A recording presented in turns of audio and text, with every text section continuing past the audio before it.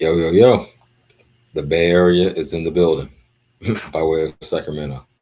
Let you know. Hey, welcome back. As promised, the plan and the execution is going to be going live 7 days a week at this very time at 4 p.m. Pacific, where I'm at out in Cali, slash 7 p.m. Eastern Standard Time. So yeah, I'm gonna wait for the people to get in here. So we got a comment. We got some people trickling in. Yo, yo, yo. Oh, Kalia. Oh, thank you for tapping in. Yeah, I saw what you said. I was fucked up. I had my shit all lined up like a day early, but hey, shout out to him. You know what I'm talking about. Anyway, we got a lot to discuss. Let me give you the preview of the show. Let's go. You see the title, Yarai. It's a big fight weekend for two in the top 10 bars. We got Benevidez Zurdo. Should I say Zurdo? Get my Spanish R rolling. Benavides Zordo, which okay, we'll save the breakdown for later. But okay, that's something that we're gonna go on off top. They just had the kickoff press conference today, so definitely looking forward to speaking on that. Also this weekend, the other dude in the top 10, Inoue, and he has a dude that's arguably because they got man. To be real, they got some bullshit going on at the bottom of the top 10 with Colazo and I forget the not Colazo, Kaya. Anyway, however you fucking say his name, Kayazo and the other dude at number 10. So first they put Kayazo in the top 10, which I was like, what the fuck, you bullshit. And then they added somebody else. But we can pull that back up in a second. I covered it last week. Anyway, okay, shout out Kalia. First of all, she was the first one in here, and also shout out Rob in the chat. Salute to y'all, some of my most loyal supporters right there. Yeah, yeah. Okay. Yeah, so like I said, two of the top 10 in action this weekend. I expect both to win decisively, but we can dig deeper into that as the show goes on. I expect to be up here for an hour or two minimal. So I believe the StreamYard is pinned. Anyone who feels inclined to hit that. I know Kalia and Rob don't love being on the panel, but shout out to y'all for even being in the chat. And yeah, for listening to me talk bullshit about boxing. That's what the channel's about. So really appreciate y'all. After that, after we talk this weekend, obviously the talk of the day is that AJ Fury has been locked down, locked in, after AJ has his tune up as Tyson Fury was allowed to have his tune up. So that makes sense. It aligns. A lot of people were hoping for AJ Wilder, but let's continue with the preview. That's just my initial thoughts. But hey, bottom line is it's locked in, and that's something the UK and really the whole boxing world has has wanted to see for a while. So salute. I'm just laughing at fucking Rob in the chat talking about I'm not real, CJ. I'm AI. No, well, that Cash App wasn't AI, and I appreciate you, champ, for being the first to tap in. I got a few in the meantime, but yeah, Rob kicked it off, man. So first to support the channel, and again, I'm not out here with my hands out like a dirty preacher, but you see that scrolling across the bottom of the screen if you feel so inclined. Cash App CJ Rich 2026 should be easy to remember. Again, Cash App $ CJ Rich 2026. Uh, okay, so yeah, I'm saying, hey, that's something the UK has been waiting for, and I've been wanting to see it for a while. So, hey, salute to them for finally getting it on. Well, granted, I don't like the fact that they put a fight in between. Not that I expect AJ to lose to this dude, but I'm a fan of getting it in off top. But hey, I understand he had the crash, right? And Fury had his tune up. So maybe that gave him leverage to demand, like, I need a fight to get back sturdy if you really want to see a quality fight. So I can understand that. Just thinking about that in real time. And really, I got, since I've been off for, I don't know, 5 days, I got too many topics to get through, really, but we're going to touch on most of them today, I feel. After that, oh, I want to talk about the Ali Act. That went down within the past week, right? Since I've been live. So we gotta talk about, and I've heard a lot of narratives on both sides, right? So I'm gonna get right down to it. I'm gonna use the AI. I'm gonna play some videos. I'm just a fan like y'all, so I go through shit in real time. So that's how I'm gonna play that. A lot of the shit, just like last show, because I got a full time job, man. I'm not like one of these big time content creators. So I'm gonna go. I'm gonna go slowly through it with y'all. Um, Yo, and give my real reaction. So let's go. Shout out to all the engineers that keep our nation running, even if we're underappreciated. But okay, so we're gonna talk about the Ali Act after AJ. Oh, the Devon Shakur, they say preliminary negotiations, right? Um, we'll delve into exactly what state they're at. I'm hearing shit about weight clauses or rehydration, or a catch weight, essentially. So we're gonna dig into that, right? Because that's big news. These are two top level young boxers, or on the younger end, under 30, right? With mm, similar styles. I wouldn't say identical, but similar styles. So yeah, Devin, if they can make that happen, I have my doubts. But we'll dig into that as the show rolls along. Again, we're just in the preview. I'm just getting my intro off because I got a lot of shit I want to talk about.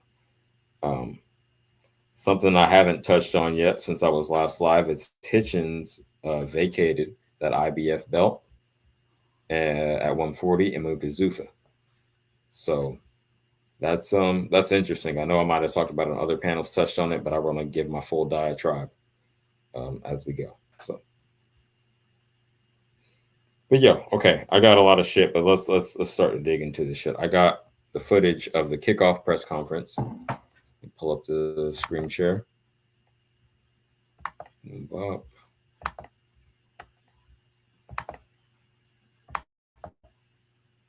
Now, for those who say I'm long-winded, yeah, that intro is probably the longest I've done, but hopefully, let me see here.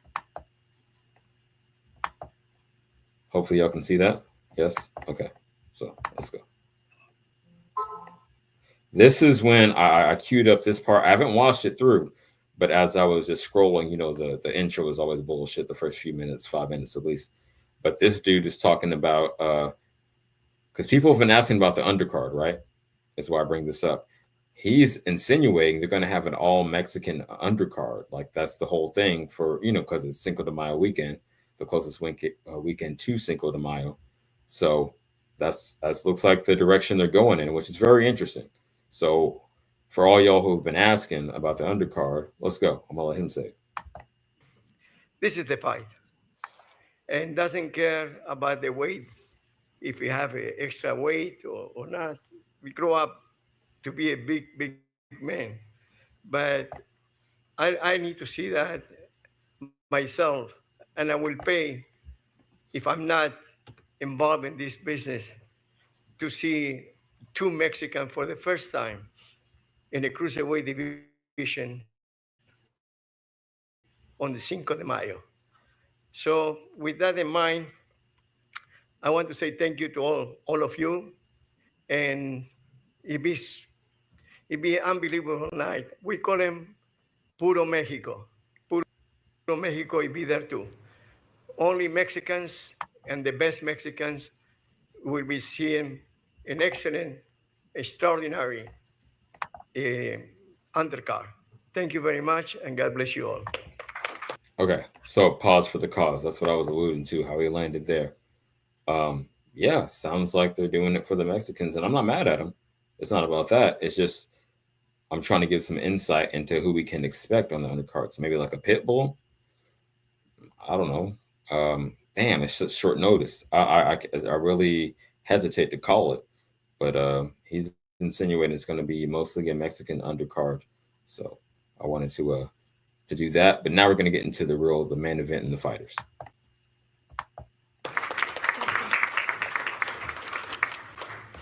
Thank you, Samson. As always, involved, looking sharp as always. Right? Starting off with De La Hoya spitting his bullshit. So let me jump forward slightly because I don't want to waste time. Here we go. And let's go. Myself, you've had the likes of Canelo Alvarez, fighting on this big weekend. But the fact that two Mexicans are fighting in the main event for the belts, for the world title belts, is going to be extra. For the first time, you're having a fighter who was the very first. Oh shit, my bad, y'all. Fair use. This is for entertainment and education purposes only. Please don't flag me. I know even on my helmet. I'm just commentating on what happened. All right, let's go. Super middleweight Mexican world champion and the very first cruiserweight Mexican world champion up against the monster, Benevidez, who we know what he brings to the table. He brings everything to the table from round 1 to round 12. So I expect this fight to be a war, a classic war, a Mexican classic war. And that's what fight fans want to see. They want to be involved with a great historical event. They don't want to see somebody walk, just throwing 2-3 punches around or, they. Sorry, I don't want to be annoying about it, but fair use. I can't let it go for too long because I've been getting these strikes. Let's go. They want to see an exciting event. And this is exactly what Zurdo and Benevidez is bringing to the table. I want to thank, I want to thank Al Heyman. When I talked to him over the phone and we were making this event, obviously, like Oh Boy said, supreme shout out to Al Heyman. Samson Lajkovic had everything to do with it. We and Tom Brown had everything to do with it as well. We were talking about how we can make Cinco de Mayo not only historical, but an event that the world will never, ever forget. So we're excited to talk about with Tom, to talk about the undercard. I mean, we have a great main event, but wait for the undercard. It will be special. Man, what the fuck? Again, I got to clip this up. He said, wait for the undercard. Nigga, this shit is May 2nd. We're the end of April. It's fucking this weekend. Announce the shit. Anyway. Special fighters from Golden Boy's roster, fighters from PBC's roster. We're coming together and making the very best fights happen for the fans. So, I mean, between both guys, imagine 55 knockouts. So don't tell me they're going to box around and, bore the crowd. No, they're going to put on a great, great show because these two guys here, yes, they're technicians, but they're fighters. And the pressure is on. I don't mean to put the pressure on you guys, but the pressure is on. Cinco de Mayo is a date where people expect fireworks. And that. I'm glad you said that, Oscar. Okay, so I'm watching this in real time. I pulled up the video, but I'm reacting in real time. Now, I'm glad he said that because Cinco de Mayo has been Canelo's, both Cinco de Mayo and the actual Mexican Independence Day in September. Historically, he's held those down for the past, 5 to 10 years, somewhere in that range.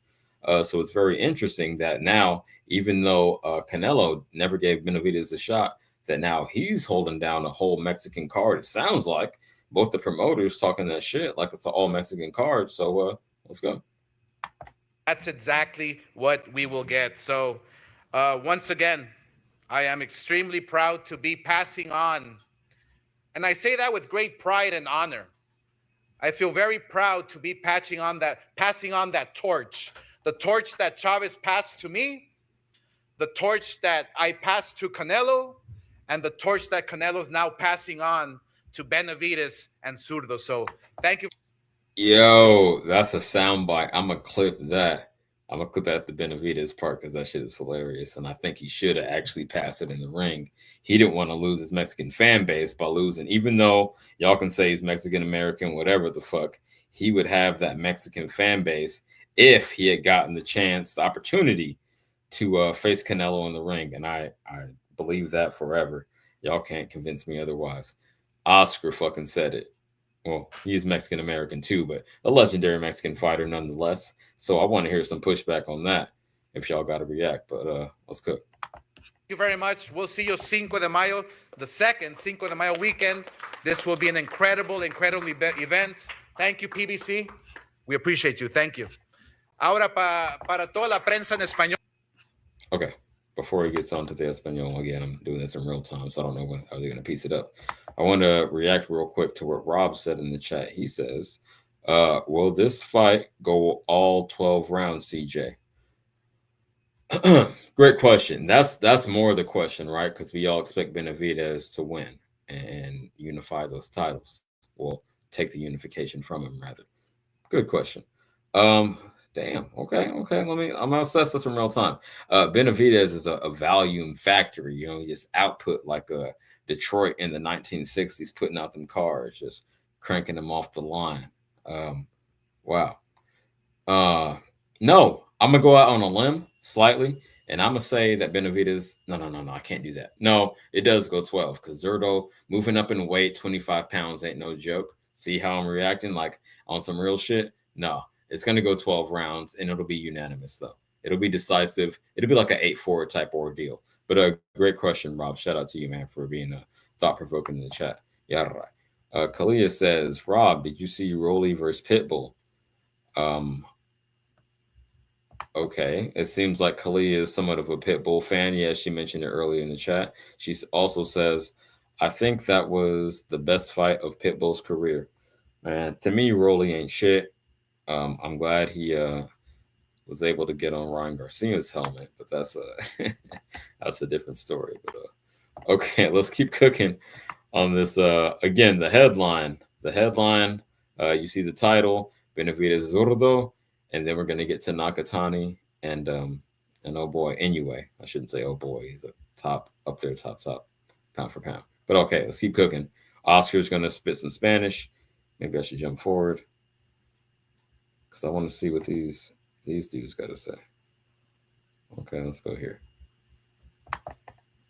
Permitirme estar aquí en este evento grandísimo que es un día muy especial. Toda la gente era. I know most of my audience doesn't speak Spanish. Y en esta pelea 48-1, 30 KOs, the reigning WBA and WBO cruiserweight champion from Sinaloa, Mexico, Gilberto Zurdo Ramírez. Hola, ¿qué tal a todos? Estoy muy contento. Quick pause for the cause. Again, this is my first time seeing this, but it's interesting. And I don't watch a lot of this press conference weigh-in type lead-up shit. So y'all can correct me if I'm wrong. But just thinking about it in real time, my initial reaction is it's like the fight, right? They introduced the challenger first or the underdog first. So even though he said unified at cruiserweight, niggas expect Benevidez to carry it. Again, correct me if I'm wrong about how they do this shit at the press conference, but it seems it would be similar in my mind to how they do it at the fight. So the challenger would come in first. Quiero pues agradecer a todo el equipo de Benevidez, a mi equipo, a todos los que hacen posible esto. Creo que va a ser una excelente pelea, ya que. Okay, so I'm gonna fast forward to his translator, but to work on my Spanish real quick. He said, shout out to Benevidez team, shout out my team. It's going to be an excellent fight. That's what I heard so far. But I know y'all don't speak Spanish, so and I'm not great, so let's go forward. With the titles, that's what you're saying right there. You see Zurdo, and you'll see this man, his trainer with him at Brickhouse Boxing, Julian Chua. It's right there with him all the time. The man who's led him to the titles. Bring to the stage now, Julian.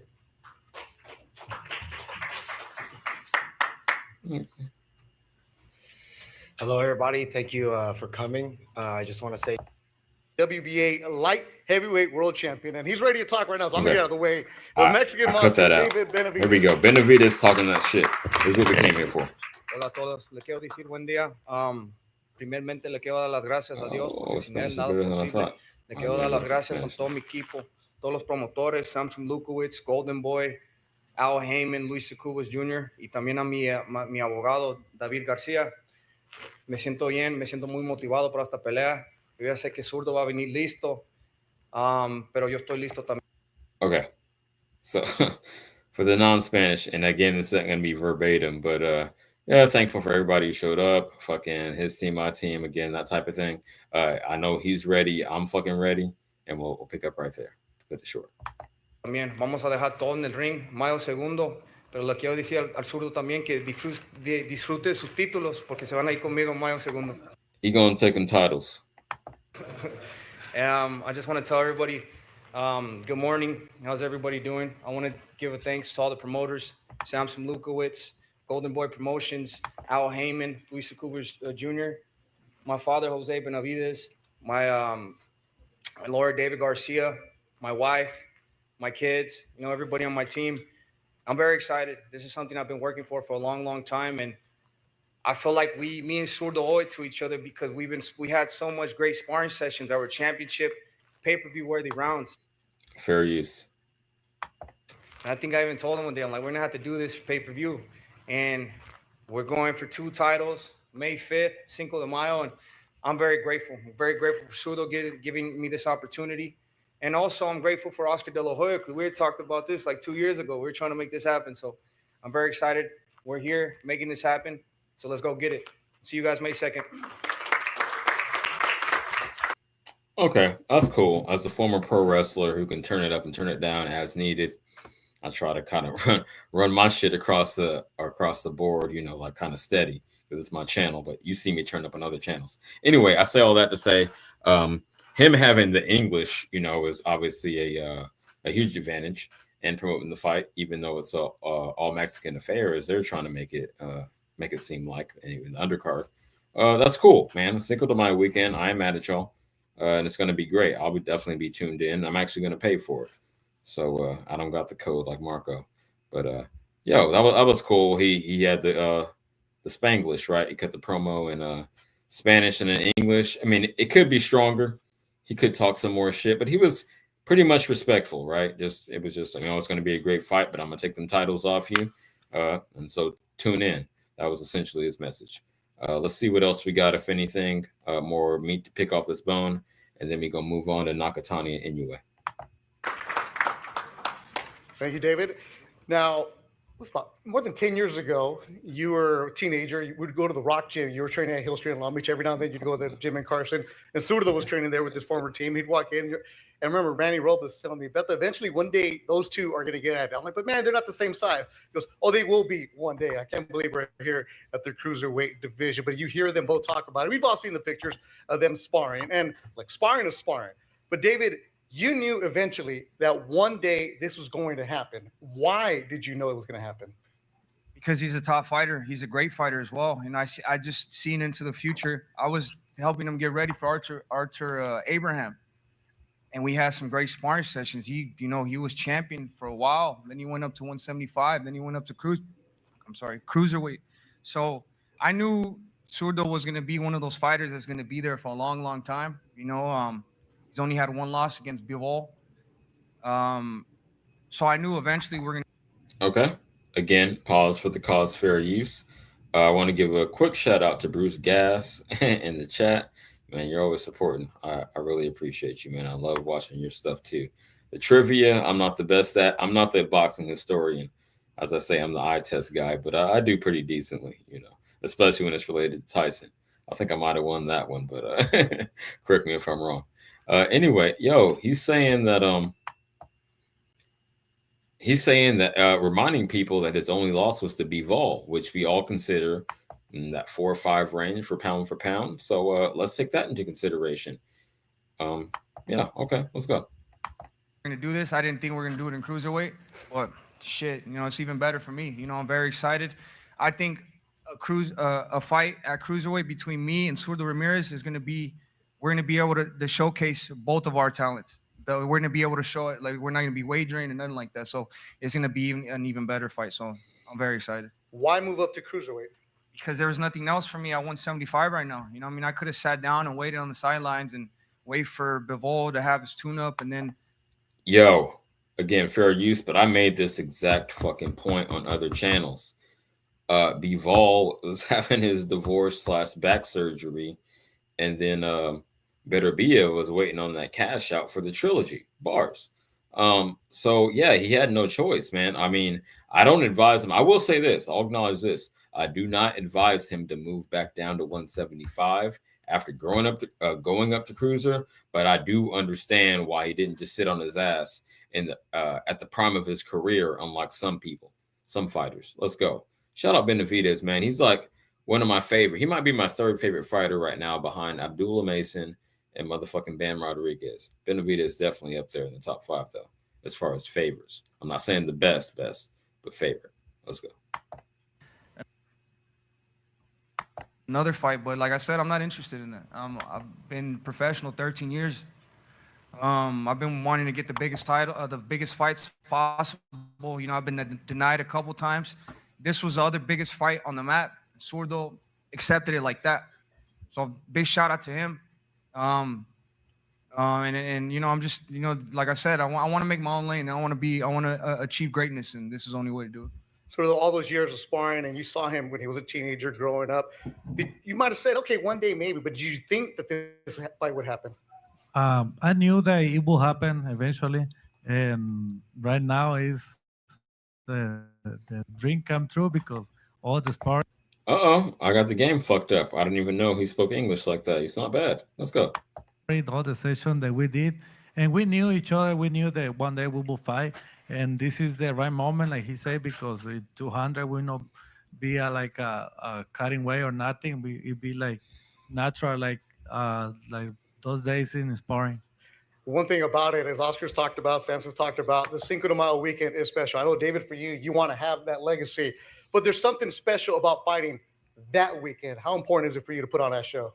It's very important for me because, you know, for the whole history of the Cinco de Mayo fights, has been tremendous fighters like Oscar, Julio Cesar Chavez, putting on great fights. Not only just great fights, there were wars because there were paired up fights. You know, they didn't take no easy fights. So I think. Fair use. Shout out Benevidez, Golden Boy, PBC, and Zurdo. This is symbolically, this is what it symbolizes. May 5th symbolizes 2 warriors, and now it's even more special because it's 2 Mexican warriors going at it for a title. You know what I mean? I feel like I'm at the cusp of taking the face of boxing, and Zurdo Ramirez, he's if he beats me, you know what I mean, his stock goes up. So there's greatness on the other side of that tunnel for both of us. So we're gonna come extremely prepared. Zurdo, for you. I like how he verbalized that. People aren't even thinking about. I'm not thinking about the possibility, but think about what he just said. What Benevidez just said. It's a high stakes fight. Let me hold on. Let me cam back up. This is a high stakes fight, right? Because yeah, obviously we expect Benevidez to win, and that would solidify him as the next. I know Canelo is technically still active, but solidify him as the next possible Mexican face of boxing. Not even possible. I say likely. You feel me? Because these other dudes can't cut promos like him. They're not tapped in. Like, I think he has a crossover. Yo, any of the Mexicans in the chat, I'm not being racist. Any of the Mexicans, I know y'all follow me. I fuck with y'all. Want to correct me? I think he kind of galvanizes the Mexican fan base enough that he could get the torch, right? If he proves it, if he can get the big fights. I think he does this, and I said any one of the 3, Bivol, Beterbiev, or Obataya, if he can do that back-to-back, I think the Mexican fan base would be behind him 100%. Y'all correct me if I'm wrong. Feel free to hit the link. It should be pinned at the top of the stage. I don't know why dudes are shook to come in the chat or on the panel recently. You used to have a lot more action on that end, but hey, we're going to keep cooking. Shout out to everyone who is in here, just watching and commenting. But that's very interesting. I think if you think about it, either one could possibly become the next face of Mexican boxing, which is a huge market, as we know historically. But let's go. You're fighting that week. I mean, you fought all over the world. You've had some big fights, but this one is special because it's fighting David Benavidez, isn't it? Yeah, it's the monster. Before I call him the different, el asesino, because I saw him when he's part different guy. He said he's an assassin. He's different. Beat him all the time, and I was like, okay, it be a good fight eventually one day. And right now, the May 5th, La Batalla de Puebla, two warriors, we making history. Oscar, we see it in the current state of boxing right now, and in the past was nobody wanted to cross the street. Nobody wanted to work with other promoters. You want to keep it in house. Now you thank Dal Heyman, you thank Tom. Another pause for the cause. Not only for the fair use, but Kalia brought up something interesting in the chat. Shout out to you. I thought David Benevidez was a Mexican American fighter. That he is. However, sometimes a Mexican American can galvanize the Mexican fan base. When I was in middle school, Oscar De La Hoya was a shit. Even if I live in California, so I know Mexicans. Again, not being racist, but I grew up with them literally side by side, and they were fucking with him, champ. And boxing was a lot more popular. That was back in the '90s. I'm old as fuck, but yeah, they were fucking with Oscar De La Hoya, most definitely. So I say all that to say a Mexican American could get the belt, he can get the title, the quote unquote, the nation behind him. That's why I wanted, maybe a Serrata or someone like that, Mo, to hop up and tell me about that. But yeah, let's go. You think, Samson? And it's better if promoters work together. Why was it important for you to make sure this happens? No, that's what Golden Boy has always been about, is working with other promoters, and right from the start. And like I said, I've worked with Bob, I've worked with Al, I've worked with everybody in the game to make the best fights happen. And one thing that I'm really proud of, I believe this is a first for Golden Boy, is the fact that we're going to be on Prime. I mean, that's going to be something really, really special. Have you seen Prime's production? Prime's production. Interesting. I haven't seen too many of these PBC cards. I mean, they look cool. It's not like HBO or Showtime, but he's putting a lot of sauce on it, in my opinion, initially. Let's see what he got to say. Unpack that, Oscar. Is probably the best production in boxing today. It's incredible. It's amazing when you watch Prime, and you're watching these great fights that TGB put together and that Samson put together and Al Heyman and PBC. I'm watching those fights and I'm intrigued by the production, the value of the production. That's one thing. But this fight here on May 2nd, look, there's no trash talking. There's no pushing and this and that. No. ¿Y por qué? No. Can't back up. He makes an interesting point. I noted that earlier. No trash talking. I think that might go a lot further. If I was, being a former pro wrestler, mention the stakes that Benevidez cited, like whoever gets this could be not only the next, well, I'll say it like this. Zurdo has a chance to be the next Mexican face of boxing because he's from the soil, right? As I understand it, while Benevidez is Mexican-American. However, I do think Benevidez has an outside shot of still getting the natives to fuck with him because it's kind of dry after Canelo. That being said, they should have been cutting a promo over that. I'm the Mexican face of boxing. Nah, bitch, it's me.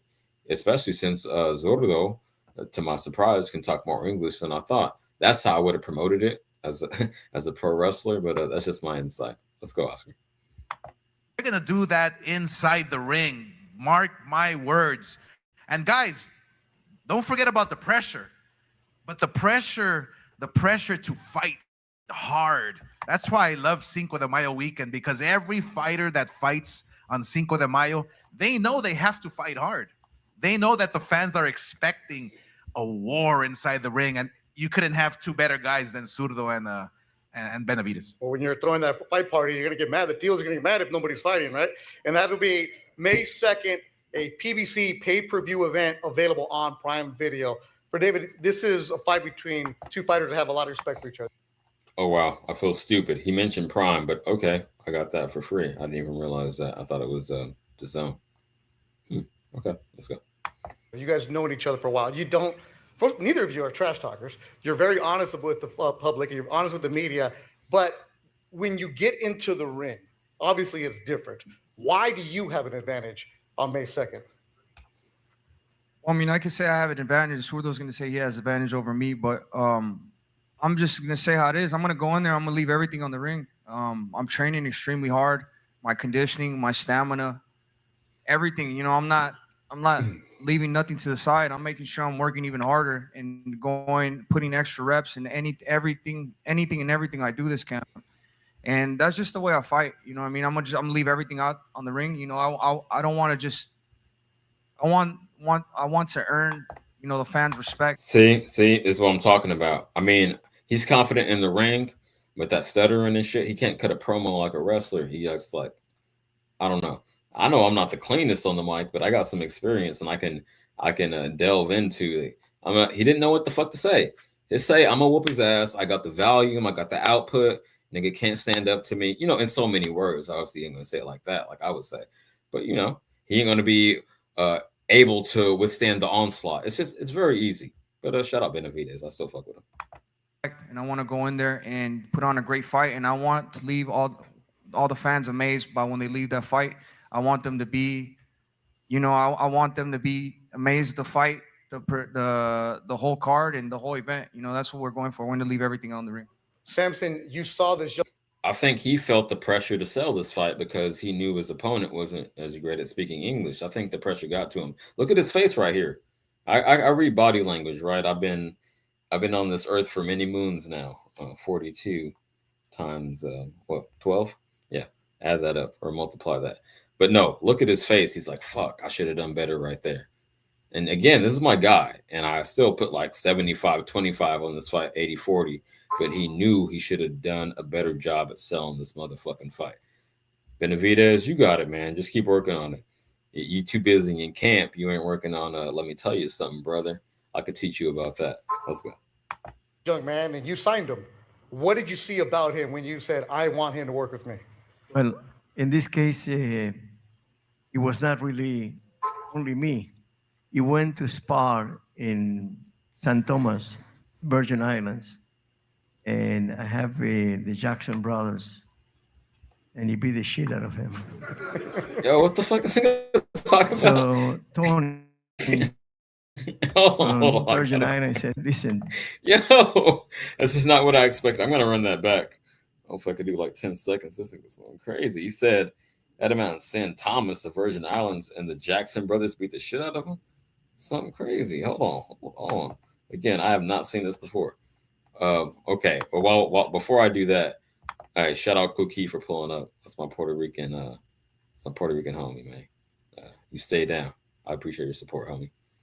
I'm not telling you, but anyone who would like to donate, shout out Rob and my main support so far. But we had a couple others. I just want to say real quick, the Cash App at the bottom of the screen, $ CJ Rich 2026, $ CJ Rich 2026. But y'all just watching is much appreciated. That's more than enough.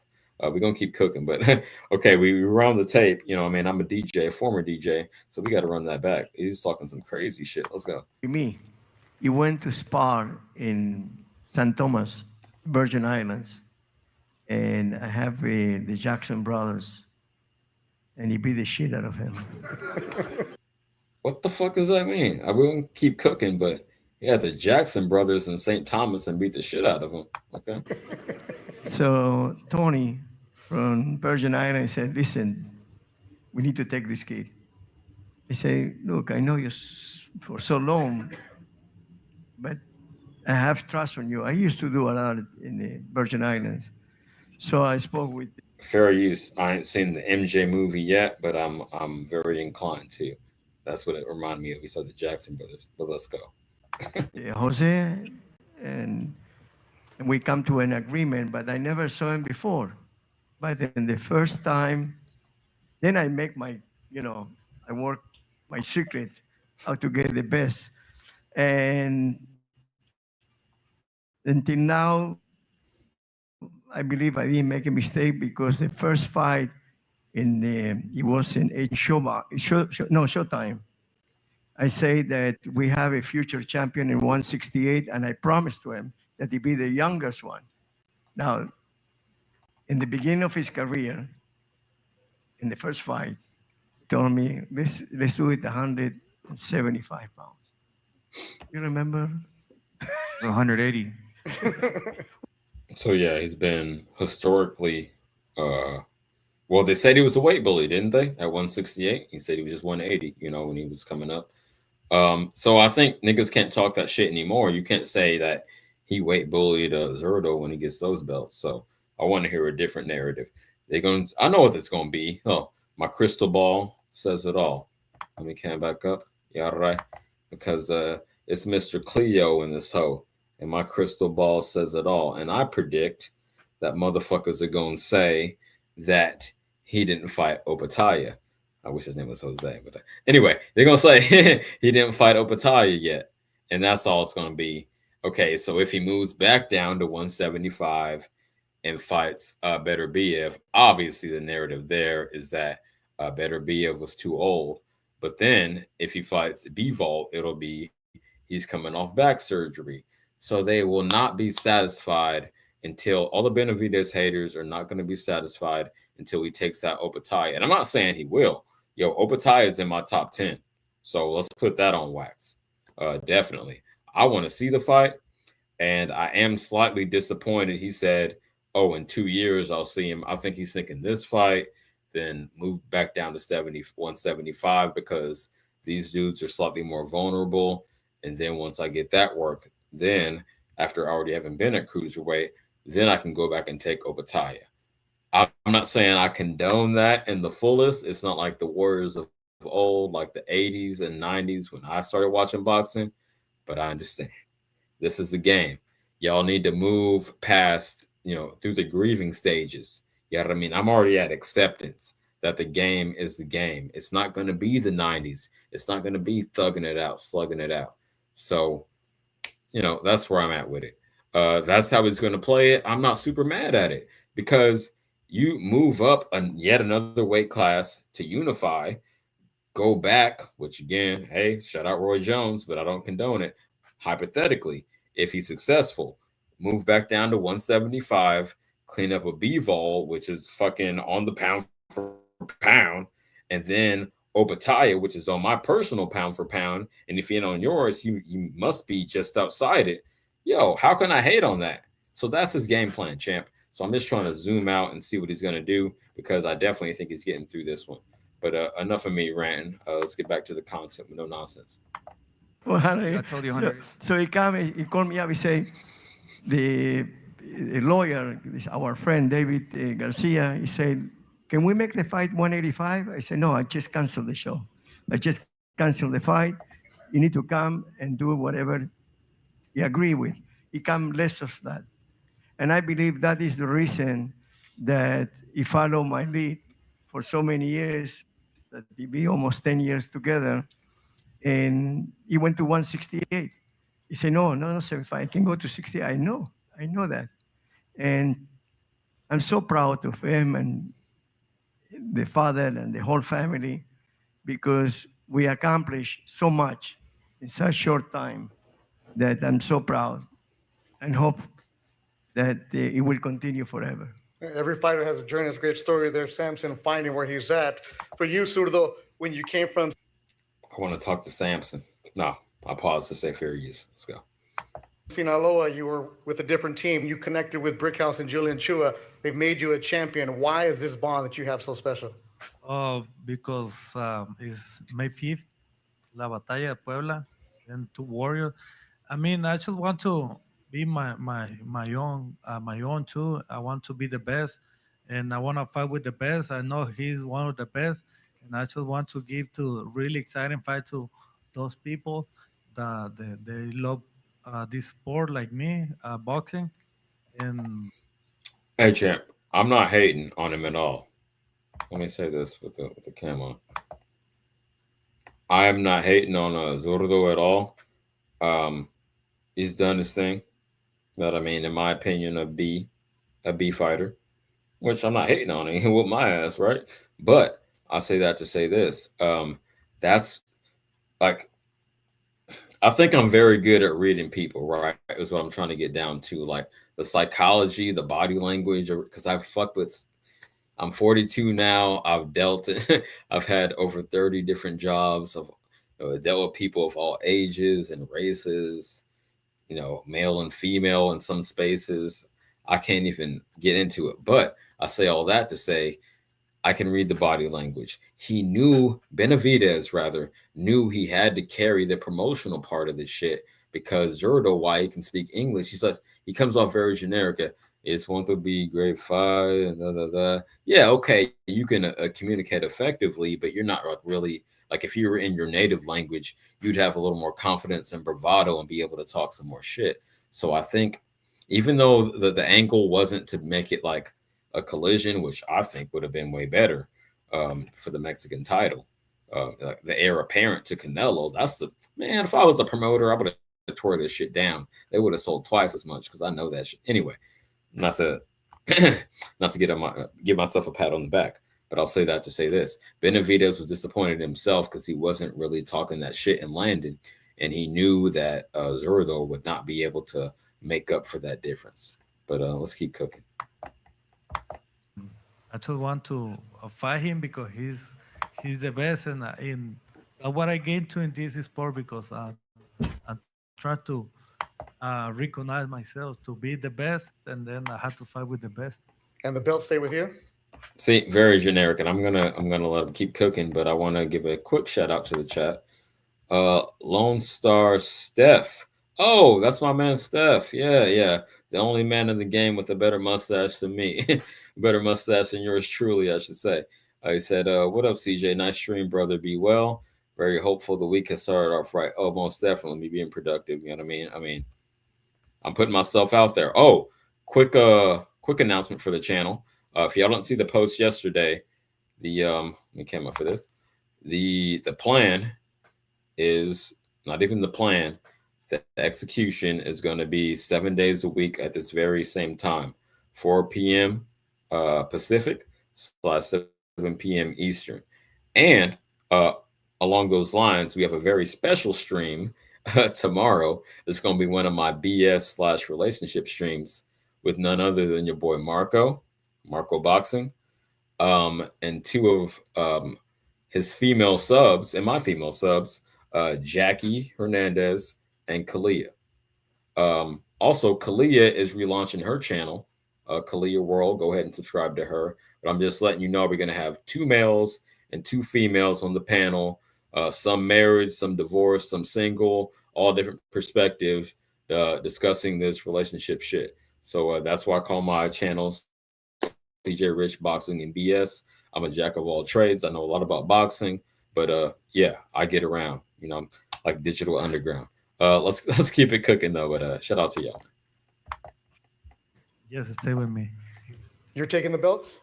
They're coming home with me. They're going with Benevidez or they're going with Zurdo. Let's get a face-off between these two. Round of applause for David and Monstro Benevidez.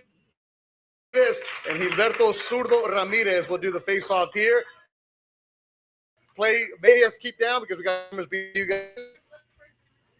And fight May 2nd in the PBC pay-per-view event available on Prime Video from the T-Mobile Arena in Las Vegas. Pre-sale tickets for this live event available Tuesday the 24th at 10 a.m. Available on AXS.com. Again, this is sponsored by DraftKings Sportsbook. The crown is yours.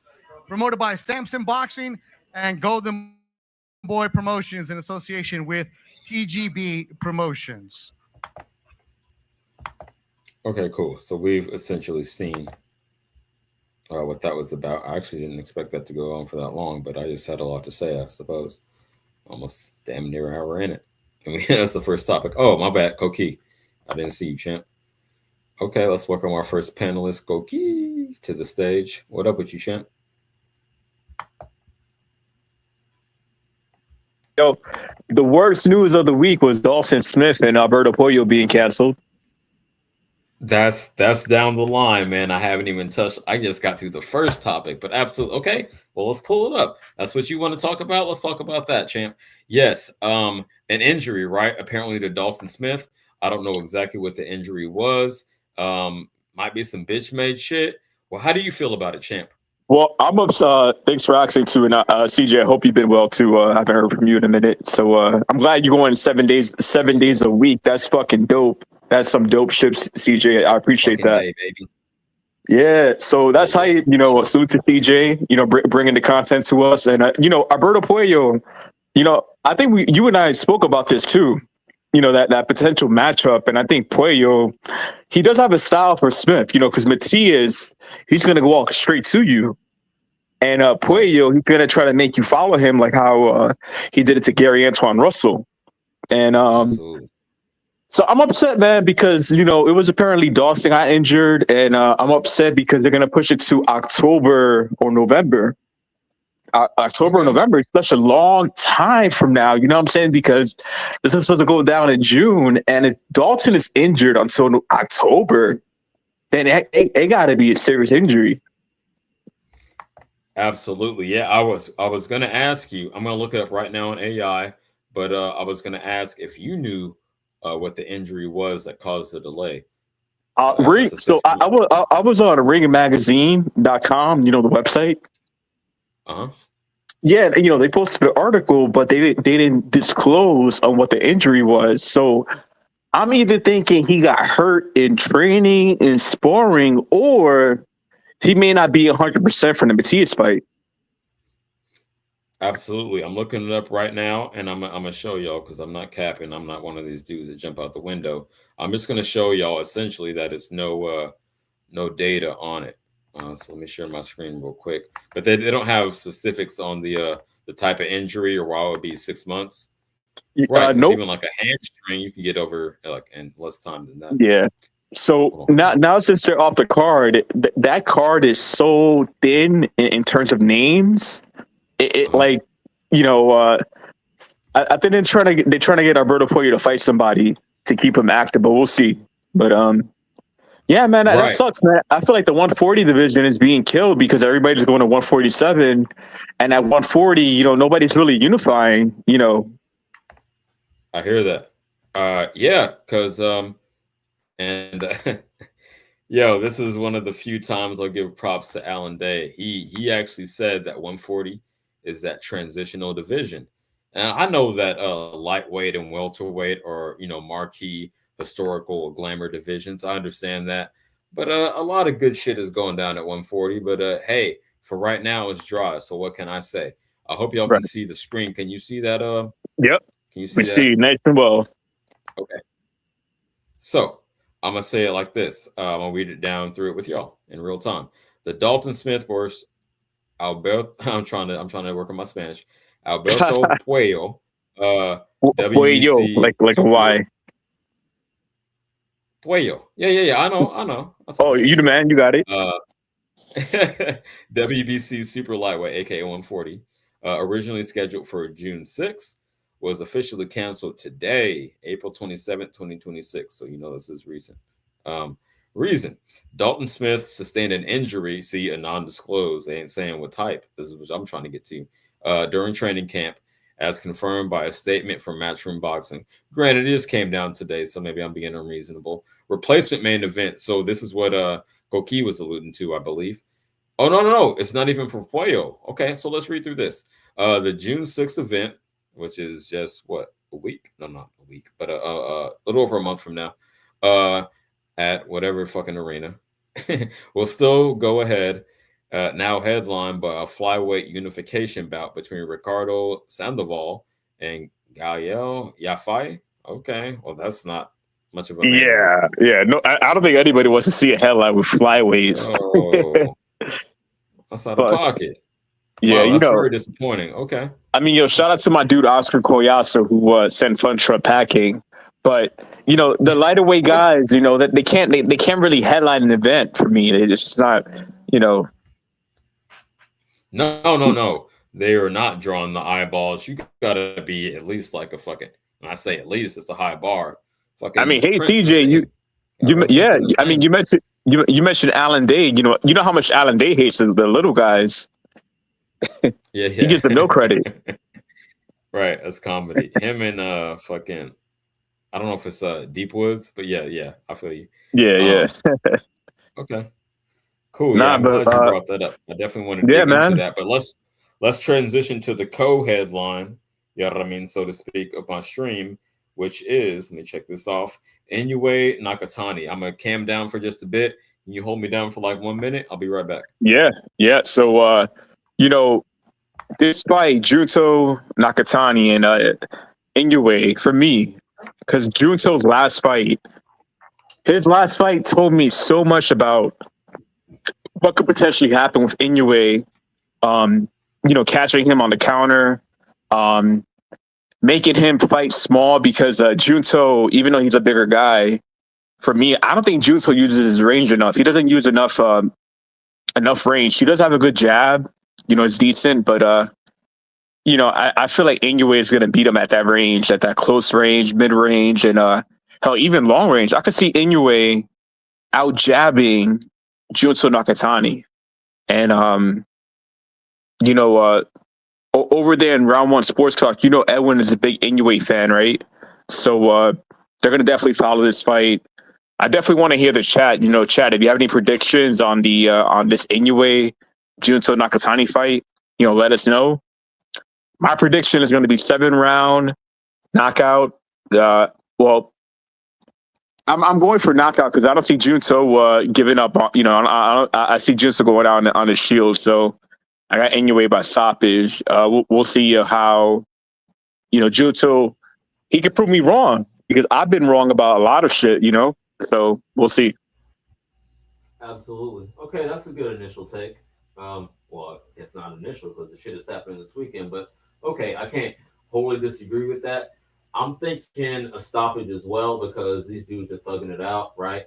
I don't think the jab will be the difference. I think it's gonna be like a hook. I see a hook. I mean, I'm just pulling that out of my ass, maybe, but I like how Inoue can hook off and like his feet give him leverage, right? So he can like dance around the opponent, and that'll give you like I'm thinking about like my softball swing, like when I put my hips into it, no tootie. But I'm thinking about just hooking off on a dude. So that's how I see it ending. Okay. So how many rounds did you say? I was going to say 7, and I was going to throw a question at you real quick. So something about Inoue that really impresses me, right? Like, we know he's explosive. We know he has power. We know he has speed. He has all the physical gifts, right? But something that impresses me because, like when I spar, when I fight, when I'm in the ring, my vision, my eyes, like wherever my eyes are, it's going to dictate how the fight goes. And what I mean by that is Inoue is able to scan the ring. He's able to he has something with his like brain and eyes. It's like a fucking sensory thing. It's like fucking Cyclops or some shit. Like this guy could scan the ring and know where the guy's gonna go for the best like optimal shot. And he's very efficient on conserving his power, carrying it into the next round because I've seen him stop guys late. I've seen Inoue goes like 7, 8 rounds. So I wanted to ask you, what do you think about his vision? I feel like he has like some of the best eyes in boxing. Shakur has good eyes too. You know what? You know why I'm not a great fighter, like in terms of striking, is because of my vision. Like when I have, my guard, I don't know what it is. I never like reconciled my guard, like being defensively responsible with the vision to see where I have my openings. I think that's what held me back. So that's a great question, man. I say that again. I was just doing taekwondo and shit.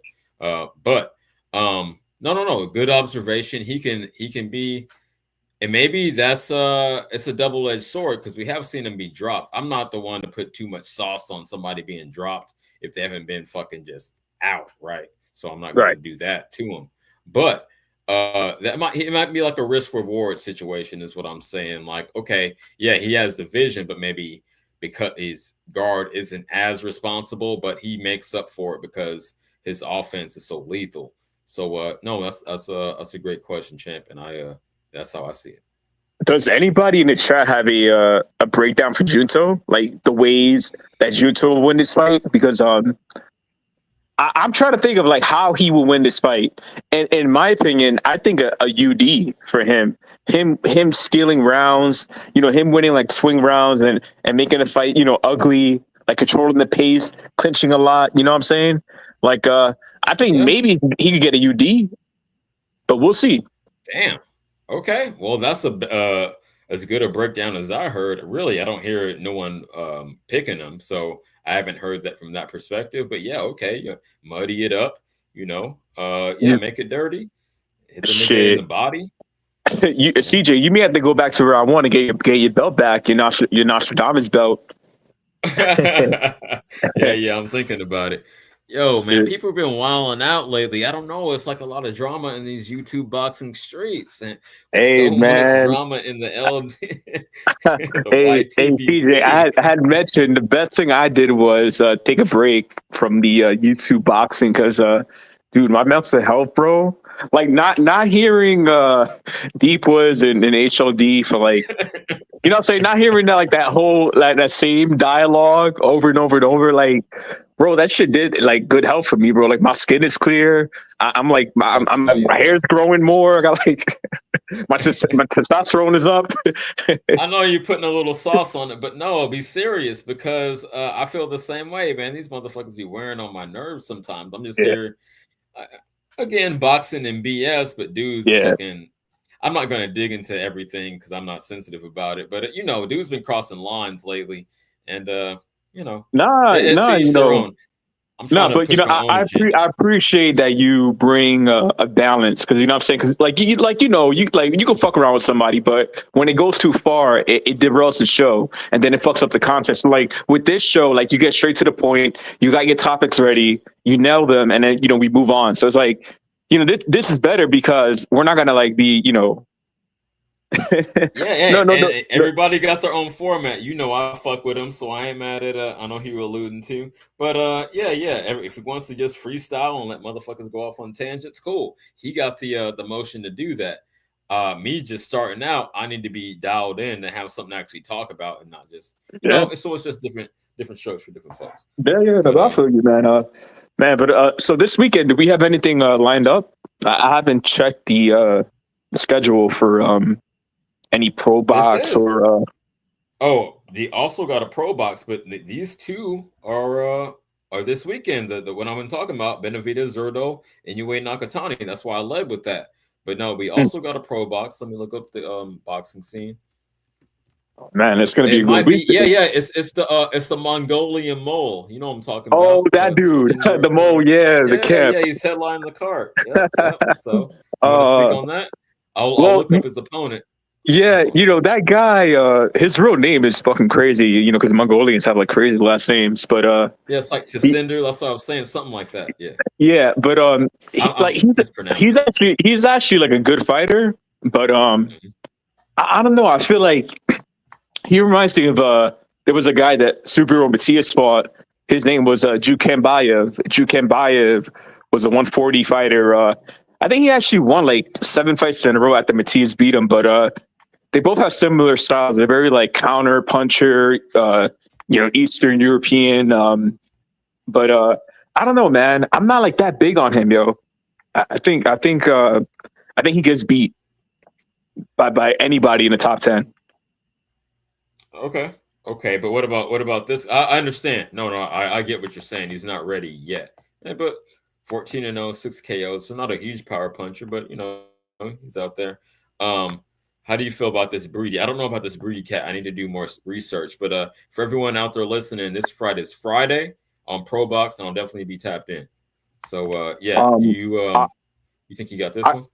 I got to do my research on Breedy. I don't know too much about him, but being 18-1 with 8 knockouts, I could assume by his record, he's like a slick boxer. Maybe he's more on the technical side.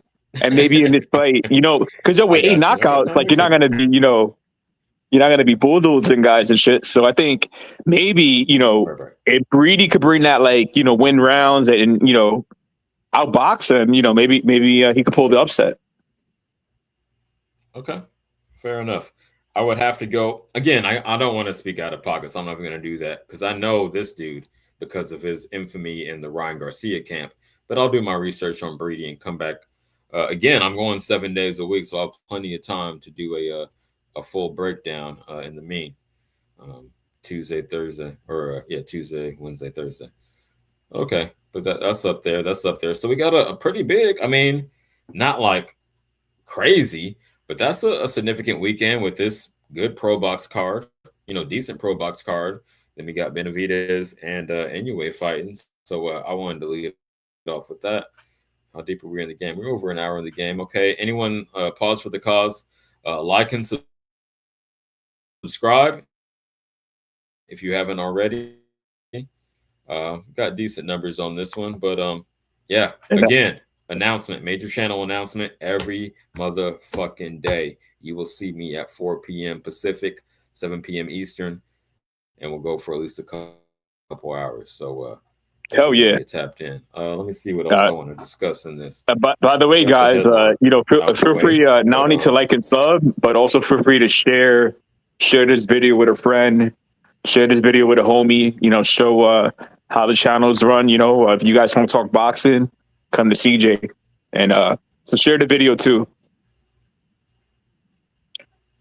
Salute. Well said, Koki. Perfect. There we go. Perfect. Okay. Oh, we haven't even gotten to this shit yet, which was probably the main thing that dropped today. And I'll talk some shit while I look up, try to get some details, but I'll let you go first, Koki, as my my co-host for today. The fucking AJ Fury is locked in. Granted that AJ, not OJ, but AJ pulls off, which is pretty much a tune-up fight. We all expect it to be that. So yeah, okay. AJ in a tune-up, and then Fury locked in after that. How are you feeling about that fight? Well, the whole deal. I mean, if we're gonna be real, right, in terms of star power, or how much attention these two guys bring, it's probably one of the biggest heavyweight fights in UK boxing that we had in a long time. And so even though these guys are way past their prime, it's a pretty significant fight in UK boxing history. And I think I'm rooting for AJ, man. I think if AJ wins the tune-up fight and then he gets to this fight, hopefully, that'd be a good story. He lost his two homies in the car in Nigeria. He almost died, Right. And we've seen AJ. He's kind of reminiscent to a let's say CJ has a wrestling promotion. He's like that character arc, that guy that starts out all fucked up. You remember AJ with the weird promos with the Usyk fight. He was kind of like the heel.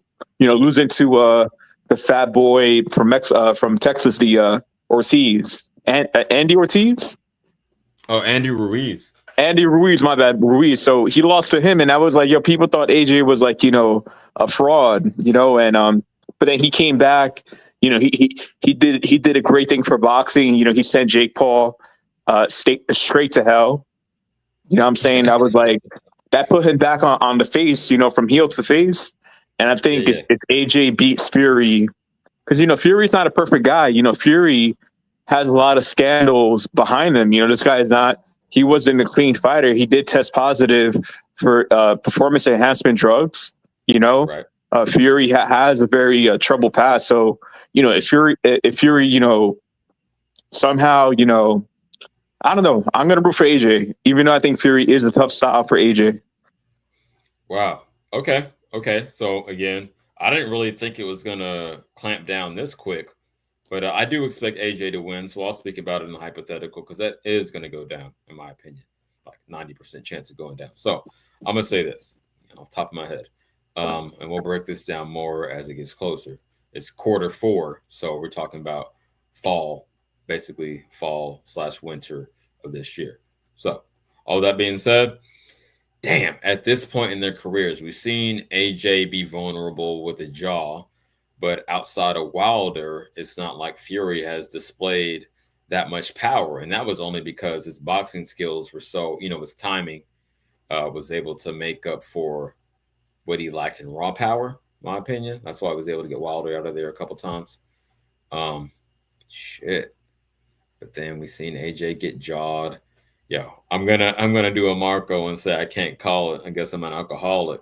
But no. For right now, I don't got an opinion. They both got different things. So let me dial in a little finer. What does each bring to the table? Fury, I think he's still got some bounce, But no, he didn't look that great against old boy. Against Madrimov. He looked cool, like he carried the fight, but dude was very basic. So it's not like he had to be popping like he was against Klitschko again. I'm thinking about this in real time, y'all. I'm giving y'all the real. As a stream of consciousness. Yeah. But okay, give me like 15 and I'll let you follow up because I really want to get this straight in my own mind. Yeah, it wasn't as bouncy as he was. AJ is technically sound enough. I'm gonna say like a 55-45 AJ. I probably won't put no bread on it because it's just too close to call. But you got it. No, I was gonna just add that what worries me about Fury is he's hittable, and he's hittable on the ropes because anytime he like when he stumbles, like even against Wilder, he always tends to stumble around, and Usyk had him stumbling, and I feel like he is bouncy, and especially for his size, he's very nimble, but man, I just see if AJ lands like a good right hand or even a hook, I just see Fury coming off balance, man. Very possible. And he's got like almost Wilder power, but way more technically sound. But then the question is, I guess it would come down to AJ's chin for me. Yeah. That's a big factor. Yeah. But again, he's not Fury isn't putting people out like Dubois, so that's why I'm right. slightly edging It's AJ. just we've seen AJ hit hard way too many times, like for our own, like even if you're an AJ hater, he's been hurt by so many different dudes, like credit to him for being a warrior. Most guys would have quit by then. Gotcha. Quick shout out to the chat. Stephen Brown, 1-star Steph says, I like what you said, CJ, about Tyson Fury. Well, thank you. I'm just thinking off the top of my head. I'm just being real. Okay. And he also said, I like that too, Koki. So, okay, we're having good boxing chop. The numbers might not be through the roof, but this is real boxing talk. Y'all pull up, like, subscribe, and like my man Koki said, please share it. Isn't Steph like he's from Texas originally, right? But he lives in a different state, right? He lives like in Cali or somewhere. I think you're right. I haven't seen him in many months, so I think you're right. Hey, Steph, let us know where you at right now. But Lone Star says Texas, but I think he is out here now. I think he's in Southern California. Yeah. Shit. Salute, man. But fucking playoffs too are going down. NBA playoffs. I'm like hyped about that. I was talking with Smoke a couple times and Shelton. We're talking about the NBA. Okay. Well, see, I know the game, but I don't know the current players. I watched one Lakers game, that first one against the Rockets. I know kind of what's going on, like just the news updates, but I'm not okay. You want to speak on that real quick? I mean, it's boxing and BS. I mean, it's that in there. I don't blame you because coming from Sacramento, man, you guys got screwed back in. I am from okay. Be clear. I'm a Golden State Warriors. I'm from the town, but no, I was in Vacaville when the Kings got jobbed out. I was in high school working at Mervin's Clothing, and I remember that shit because I dipped into the break room for too long, and they called me out like, "Nigga, you supposed to be at the register." I was like, "Fuck this shit."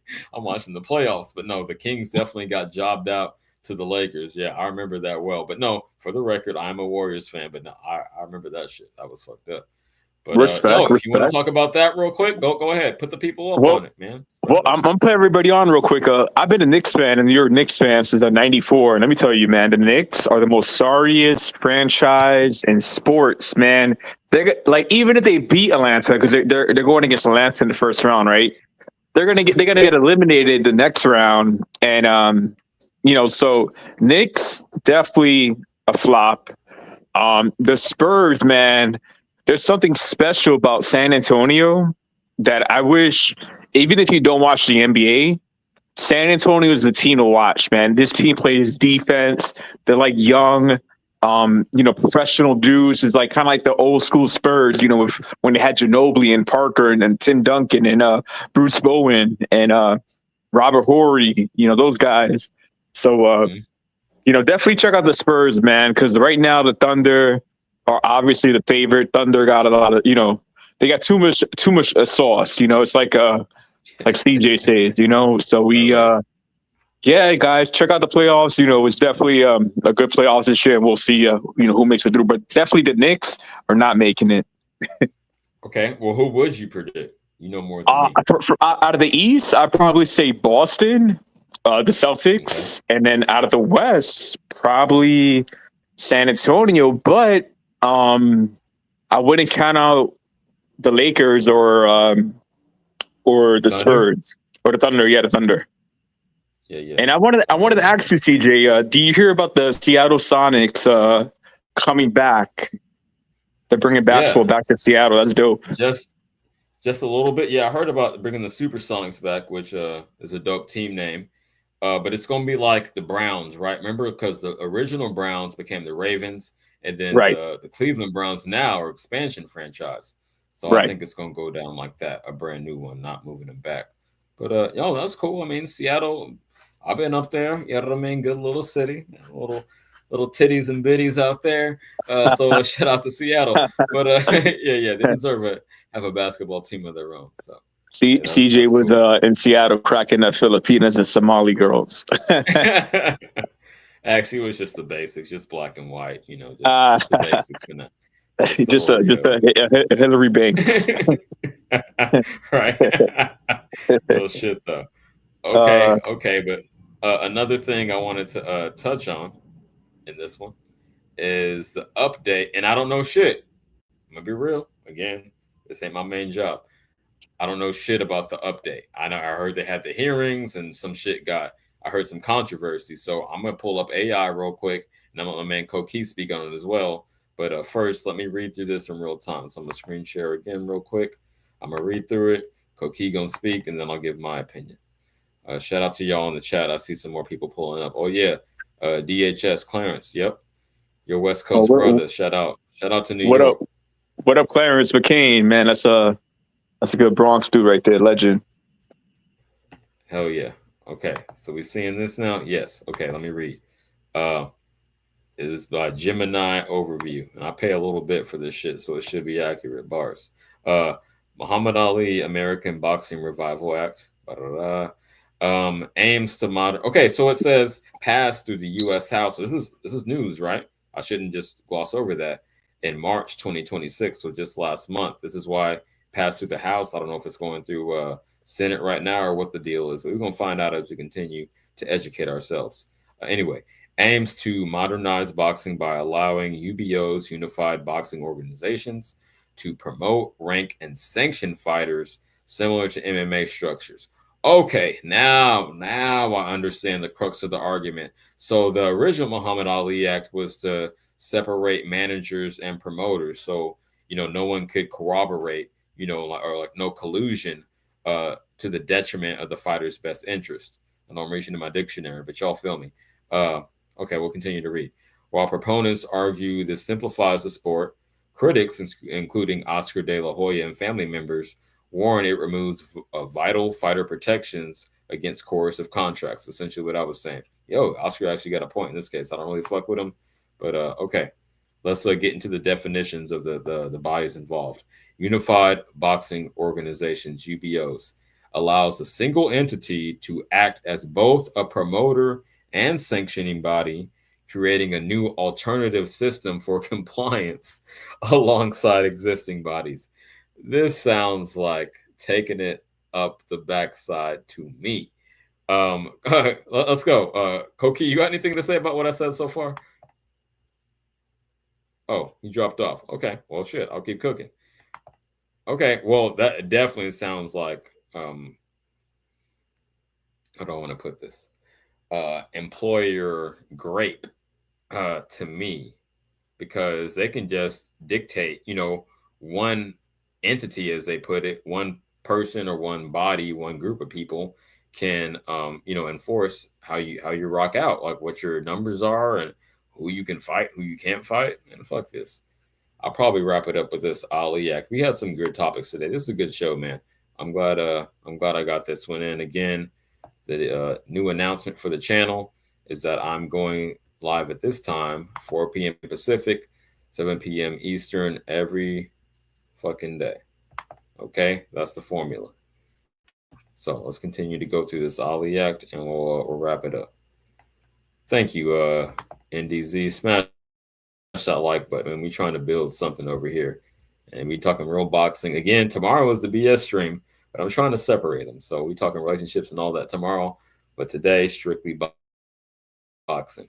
I'm a jack of all trades. Let's continue to parse through this Ali Act update. So we went through the UBOs, which I said is, not in the fighter's best interest at all. Contractual changes, next bullet point, you'll see. Critics suggest the bill could allow UBOs to mandate long-term exclusive contracts up to 6 years for title fights, removing the current 12-month restriction on such contracts. So they're trying to go from 1 year to 6 years. They're really just trying to lock the fighters down. I mean, if y'all can't see this, I don't know how I can make it more clear. Okay, I'm glad I looked at AI because I heard a lot of different opinions. Some people for it, some people against it. From what I heard so far, I'm definitely against it because the fighters are the one bringing in the money, doing the heavy lifting. It wouldn't be no boxing if not for the fighters. So everyone else is kind of like I don't want to say a leech, but they're profiting off of something that wouldn't be possible if not for the fighters. I'll put it that way. Moving on. Financial disclosures. The new act is heavily scrutinized for potentially weakening the requirement for promoters to disclose all financial details of a fight to boxers. So they could say, oh, we only gross 20K, so you get this amount, while they really gross 200 mil. I know I'm being facetious, like putting hella sauce on it, but potentially, I mean, that's what they're saying, right? We don't have to tell you how much was made. You just fucking get paid what you get paid, and fuck you. This is crazy. I'm totally against this. I've heard enough, but I'll continue. Health and safety improvements. The legislation introduced required annual brain MRIs, dilated eye exams, EKGs, and comprehensive blood panels for fighters, along with improved insurance coverage. So that's the one bone they're throwing them. They're going to get fucking evaluated to make sure everyone is healthy. Okay. Wow. No. Okay. Status. The bill passed the House by voice vote. My bad, y'all. The bill passed the House by voice vote and is moving to the Senate with Senator Ted Cruz, I believe he's from Texas, if I'm not mistaken, managing the committee. That doesn't matter. Okay, we're going to just go a little bit further. Controversy is what I'm trying to get to. Conflict of interest. Concerns exist that breaking the prohibition against promoters also managing fighters, which is what I said off top, will reduce independent checks. Yes. Even the government has a balance of power. We have the judicial, the legislative, and the executive branches to balance each other out, balance of power. Anyway, breaking the prohibition against promoters also managing fighters will reduce independent checks by reducing power of traditional sanctioning bodies. Absolutely. Which also explains why De La Hoya is against it. But in a vacuum, I see his point, even not being part of a sanctioning body. He is correct. But I get why he's even more motivated to ride against it. Betrayal, quote unquote, betrayal concerns. Nico Ali Walsh, he spoke at the hearing, grandson of Muhammad Ali, argued that if it passed in its current form, the bill betrays the original act's intent to protect fighters. Stating his grandfather's name should be removed. Absolutely. So I'm with it with that. I'm glad we were able to make that succinct instead of looking through an hour of footage. I'm with Ali's grandson. Backstage. Oh, my bad, Steph. I'm sorry. I wasn't looking at the screen. I was looking at my other tab. Okay. Hey, shout out Steph in the building. First time on the panel. What's up with you, champ? Nah, you good, fam. You good. I'm just chilling. Just wanted to show you my face, all that kind of good stuff. Oh yeah, glad to see you back, man. It's been a little minute. So what do you want to speak on what you've been up to? Because I remember you from Marco's channel, or if you want to talk about any of the topics we spoke on so far, such as the Benevidez fight, the Inoue fight, or this Ali Act. Anything you want to do, man? Go ahead, chime in. Yeah. I've been in and out, man. I'm over here walking my dogs, playing with them, just getting in from work. Yes, again, I am in SoCal. I'm in Southern California. I'm over in Orange County, so think Disneyland, Anaheim, Santa Ana, Irvine, that area. That's where I'm located. Been here for, what do you know? Koke said is Koke from the Emerald City? Is that where he's at? Koke? No, he's from the Bronx. Oh, okay. I thought I heard Seattle up in there. New York, because but that's where I yeah. moved from, coming back to California back in right after college. So was that 2012 to about 2015, and I came back down here. But anywho, no, you guys covered it, man. I really wish I was paying attention more so to this Ali act. I just been out of the game, man. I've been just busy with life in it. It's not necessarily a new act; they're just updating it, right? Overall, would you say? Right, but they're like his grandson said, and as I was reading through what AI said, Gemini is pretty reliable. They're like nothing about the original intention of the act would stay in place. It's pretty much wiping it out without saying you're wiping it out, because nothing that it was intended to do would remain if they get this update through. That's what I saw. Now, with the update, it does come with some preliminaries of protecting the fighter, per se, would you say? I Only mean, health wise, as far as like MRIs, EKGs, these type of tests will be done on a more regular and reliable basis, as opposed to the fighter having to come out of pocket. But that's the only advantage. But the downside, as I was trying to explain, is that they would not have to disclose the financial details of the fight, so not the gate or the pay-per-view numbers. Just you get what I said you get, bitch. Basically, is what I heard.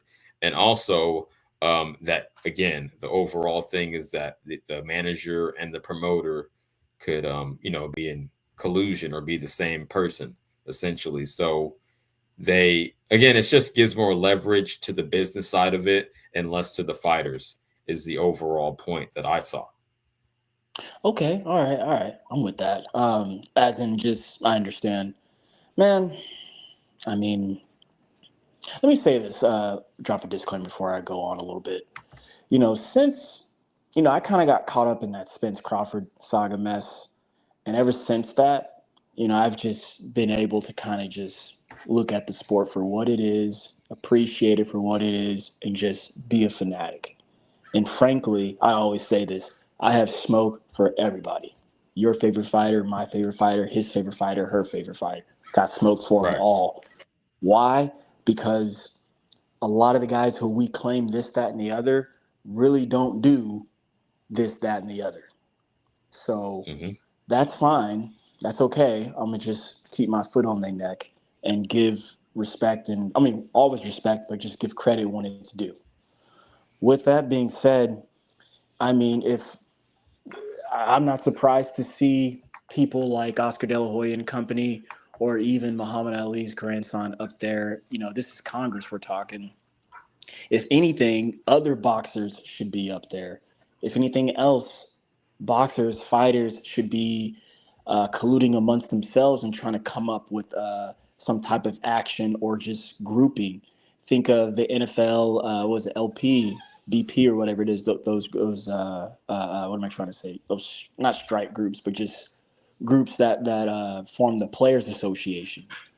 And that it just kind of trickles down from there, that they should come up with their own lawyers. They should come up with their own facts. They should come up with how they're going to go about business and how they're going to make their money as a fighter. But you don't hear things like that. I guess it's just not sexy enough. So that's kind of my thoughts on that. And then I mentioned Oscar De La Hoya. I can wish and say he should be gone and stuff. I really do, man. I mean, I think guys like him and Eddie Hearn have made, especially Oscar, he's made $300, $400, $500 million in the game. He should just go ahead and leave and let this new blood trying to come in here and try to do something, whether they do the same thing or not, because we're going on 100+ years. Boxing's always allowed this clown show. So well, hold on, it's champ. all about. Let me interrupt you real quick. Well, first of all, for the channel, hey, shout out to Rob for the Cash App. You know what I mean? I really appreciate that. You don't have to do it.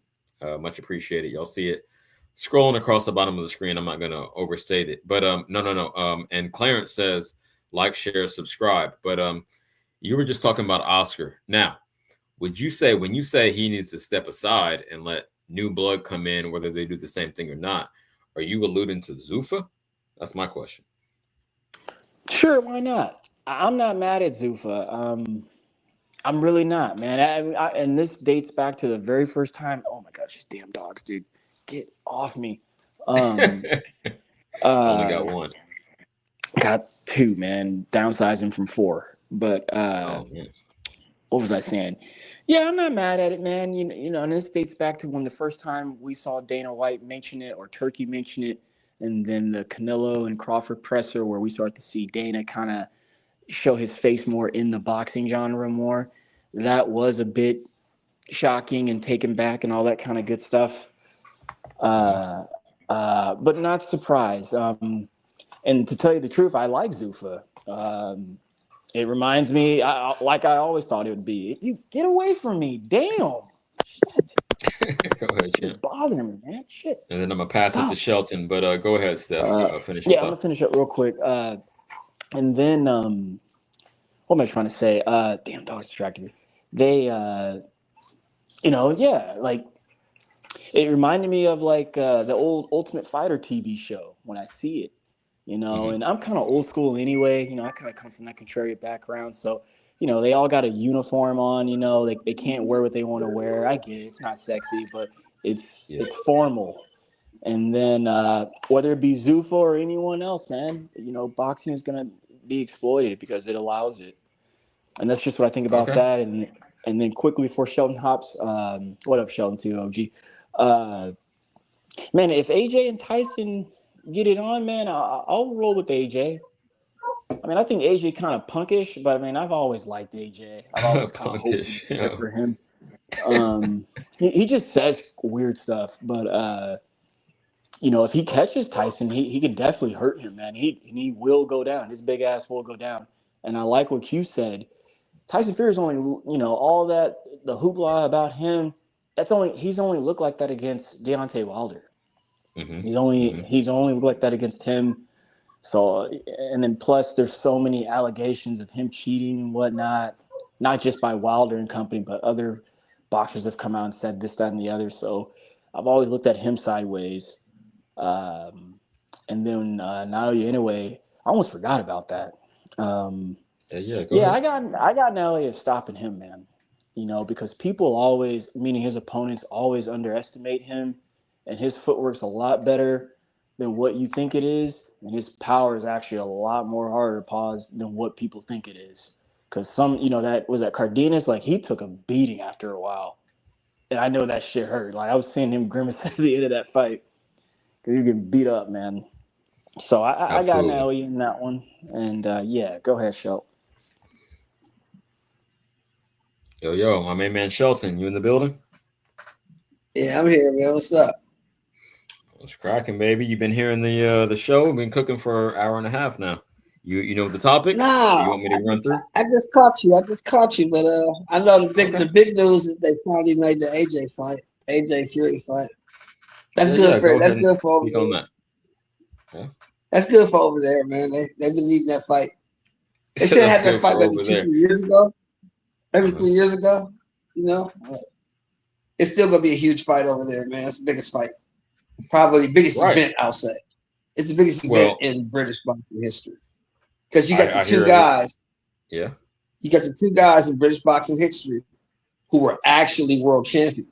You know what I mean? They didn't just win like the WBC or the WBA. These guys have the belts. You know what I'm saying? Unified champions. Okay, because neither of them was undisputed, they if we were real recall. champions. And they defended. Unified. And both of these guys defended the championships. Okay. Well, let's dig into this because it seems like your definition of real champion is more than one belt. Is that the case? No, my definition of real champion is defending your championship. You on that motion? Not just winning it. Well, I ain't not with just you. winning it. I ain't with it. If you just win it, with it. I mean, fuck. What's his name that knocked out Lennox Lewis? Oliver McCall won it. Yeah, he won it. He never defended it. Well, yeah, Buster didn't successfully defend it either. Yeah, Buster won it. Never defended it. Well, peep game. It's one thing to win the belt and then lose in your first defense. It's another thing to win a belt and then move up or take on a greater challenge, whatever context that may present itself. Like, because Fool's saying, oh, fucking once Crawford was undisputed at 147, he never defended that. I'm like, well, bitch, he moved up another weight class and took on another champion. So what does that There was matter? nobody left, but Right. there was nobody left. He beat everybody at 147. There was nobody left. See, so it's subjective. I just wanted to get to that point. Yeah, definitely. Okay. Yeah. Hey, fair enough. We agree There's there. nobody left to fight. You know what I mean? He beat everybody. Yeah. Right. He beat Now, everybody. you He spoke defended his on titles at 35. He defended his titles at 40. He defended his title at 47. He did it. He defended it. He never defended the undisputed title, but who does? You know, this ain't the days of Thomas Hearns and Sugar Ray Leonard and Duran. Once you win the title, you move up. Everybody does it. When Sugar Ray beat Hearns, what did he do in his next fight? You remember? from 147 to 160. He moved up to 154, fought Inoue Inoue. See, I didn't think it was a 154 back then. Again, I was a little dude back then. So okay, but he moved up. It's about he fought a guy named Inoue Inoue who was the 154-pound champion, took his belt. He moved up. That's what they do. That's the same thing as a Madrimov. So, Isn't that a good analogy? Isn't that a good analogy for Bud moving up to be the Madrimov? Yeah. Madrimov wanted to fight the tall dude. The tall dude said he didn't want to fight Bud. Bud wasn't a big enough fight. The tall dude said he was going to fight Spence. You remember that? Fedora, yeah, I remember all that drama. So, if you're going to fight him, you're not going to fight me. I'll go fight the other champion. Oh, word up. Okay. Let's bring it back a little bit because you said that's a good fight. It's overdue as far as AJ Fury. But what you didn't speak on is how you see the fight playing out when it does go down. Go ahead. I've always had AJ by knockout, and I still got AJ by knockout. And the reason I say that is because AJ punches in combination. Tyson Fury boxes. AJ's he's not gonna try to box with Tyson Fury. He's gonna cut the ring off and try to get him out of there. And plus, number two, and I think this is a big part that people don't look at. All the pressure's on Fury. Everybody expects Fury to go in here and not like this guy because you heard what my man Steph just said before he left. Oh, AJ's kind of a punk. Everybody has that idea about AJ. Yo, I beg to differ. I don't think there ain't shit soft about AJ. I don't think there's nothing soft about the dude. Personally. And no, I feel that. I don't know if that's a genuine consensus just because he got K'd by Dubois, but he never been like super pussy. I mean, he just gotten stopped a few times, but I ain't seen him go out like a bitch. You know, so I think he's gonna stop Tyson Fury. I think he's gonna knock him out. Stoppage. See, you always jump out the window, champ, and I appreciate that. I appreciate it. Yeah, I got AJ by knockout. Yeah, I got him by knockout. Okay. So what do you think about the fight Saturday, big dog? Yo, I spoke on it earlier. Which one you talking? We got two big ones. Oh, I don't care about it. If it's under 126, I don't give a fuck about it. You know. Of course, I should have known. It ain't 126 pounds above. You talking Benevidez? Yeah. For almost the first 50 minutes of the show, we had played the press conference. You feel me? And I'm going to run it back. But essentially, what I got from it is they were relying on. I'll talk the bullshit first. You know, I'll get to the boxing. They were relying on Benevidez to carry like the promotion of it, but he was kind of flat. Champ, he was all right, but he was flat because Zurdo's English is limited. He did a better job than I expected, but you know, he's not the one that's going to jump out there and be like, yeah, I'm going to fuck him up. He's going to fucking lick my boots or, you know, some out of pocket shit. But I'll say this, as far as the actual fight, let's get into the X's and O's. I'm predicting, I wanted to say stoppage, but only because he's moving up in weight. Like if he was already acclimated to cruiserweight, I would say stoppage. But since this is his first fight at cruiserweight, unified champion, and I ain't taking dude for no joke, I said unanimous decision, Benevidez, but it's going to be decisive. It's going to be 8-4 minimum. You know what I mean? That's how I see it playing out. But no, Zurdo is no joke. And they were both, let me put a bow on it with this, and I'll get your response. They were talking about, Benevidez, first of all, say, I could be the next face of boxing with this. He was talking about overall face. But in my opinion, either one who wins, because everyone's counting out Zurdo, even I am, right? But I'm talking about it's a high stakes fight because either one who wins will at least be the favorite, like in the driver's seat for the Mexican face of boxing, because Canelo is on his way out. So if hypothetically, even though I don't think it'll happen, Zurdo can pull off this upset and he's from the soil, he'll definitely be the Mexican face of boxing. And then if the Mexican fans accept Benevidez like they accepted Oscar De La Hoya when I was in middle school, like 97 and shit, then he could be the face too. So that's where I'm at with that. It's more at stake than people think. It's more than just the belts. It's really the Mexican face of boxing for the next generation. But go ahead, champ.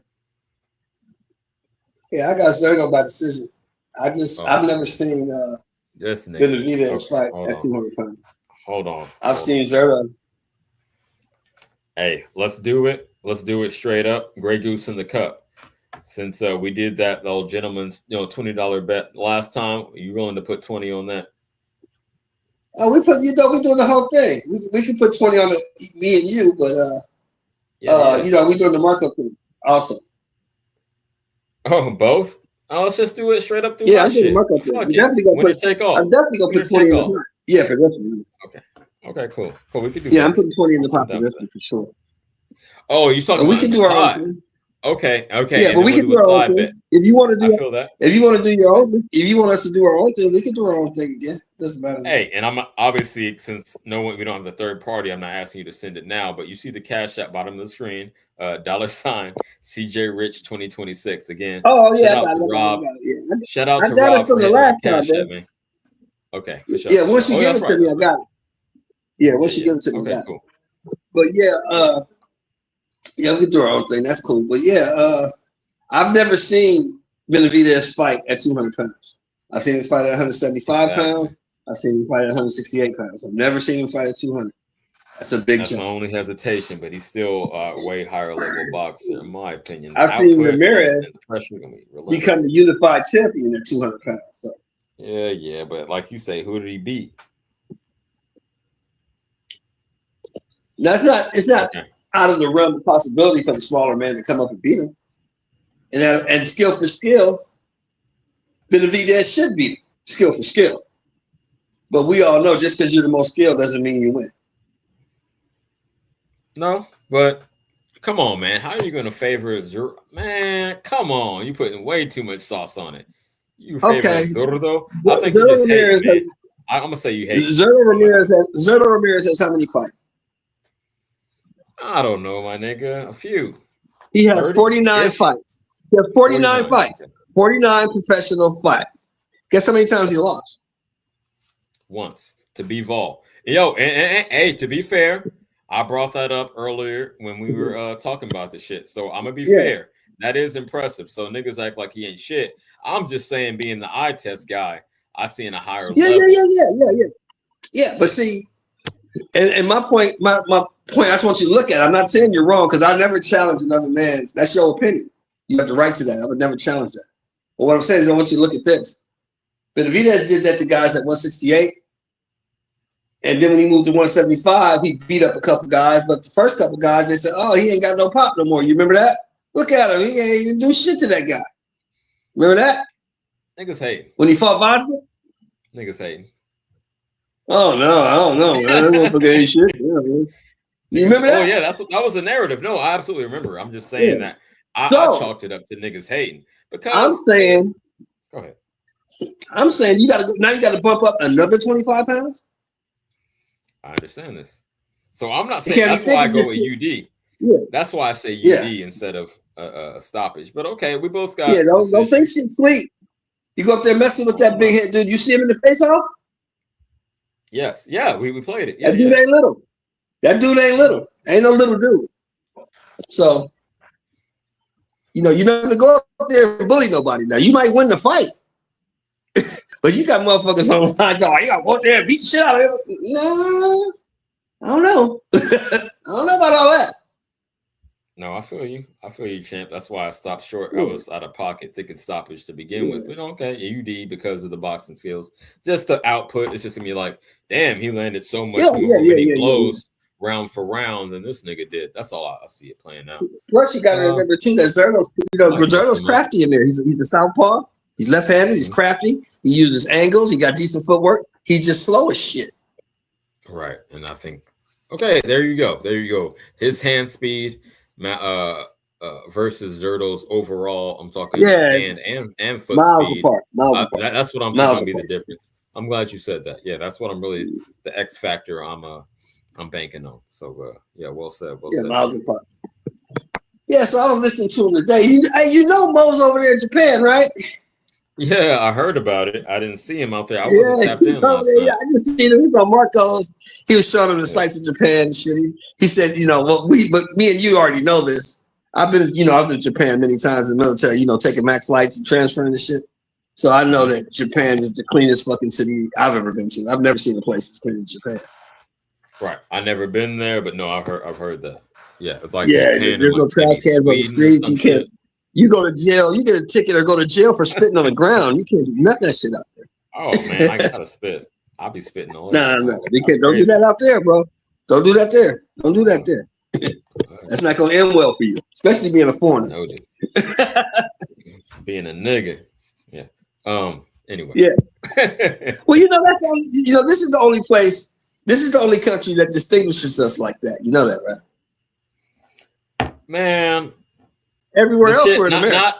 Not in the exact terms, but this shit is worldwide, man. But everywhere else we're in America. Oh yeah. Okay. We get that. You're in America. Yeah. You know what I'm saying? Over here, you're a nigga, but over there, you're an American. And they will lock your American ass up. I get you. Marco texted me some bullshit. I'm gonna get into this after this. Shimon can't even look at it right now. What's Marco talking about? Some dumb shit. We're talking about HLD, man. I'm trying to stay away from that. I'm trying to. He loves HLD. Oh yeah. You always talking Shelton, shit about him. Kick him off the fucking show. Yeah. If you didn't hear earlier, I'm going live 7 days a week at 4 Pacific, 7 Eastern.